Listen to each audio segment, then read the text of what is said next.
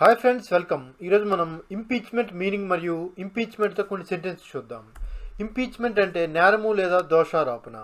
ఇది మనం ఒక దేశానికి కానీ ఒక స్టేట్కి కానీ ఏదైనా ఇన్ఫర్మేషన్ కానీ ఏదైనా ద్రోహం చేసినప్పుడు మనం కోర్టుకి హాజరయ్యే సందర్భంలో ఈ ఇంపీచ్మెంట్ అనే పదాన్ని వాడతాము. ఇది మనం ఎటువంటి నేరం చేసి కోర్టుకు వెళ్ళినా మన పైన ఒక ద్రోహం కానీ ఒక నేరం కానీ మోపబడిన సందర్భంలో మనం ఇంపీచ్మెంట్ అనే పదాన్ని వాడతాము. ఇప్పుడు కొన్ని సెంటెన్స్ చూద్దాం. The minister could be eligible for impeachment as he betrayed the country. ఇక్కడ మనం ఒక మినిస్టర్, ఆయన సపోజ్ ఒక మిలిటరీ మినిస్టర్, ఆయన మనకి ఏదైనా దేశానికి ద్రోహం చేసిన సందర్భంలో మనం ఈ ఇంపీచ్మెంట్ అన్న పదాన్ని వాడతాము. అదేవిధంగా minister of agriculture sits in the court for the trial of impeachment case.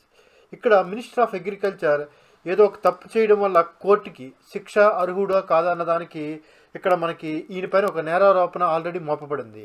అటువంటి సందర్భంలో మనం ఇంపీచ్మెంట్ వాడతాము. ఇక్కడ నేరారోపణ జరగబడింది కాబట్టి ఆ నేరం తప్ప కరెక్ట్ అనేది కోర్టులో శిక్ష వేస్తారా లేదా అన్న దానికి కోర్టులో హాజరయ్యారు అన్న సందర్భంలో మనం ఈ ఇంపీచ్మెంట్ అనే పదాన్ని వాడతాము.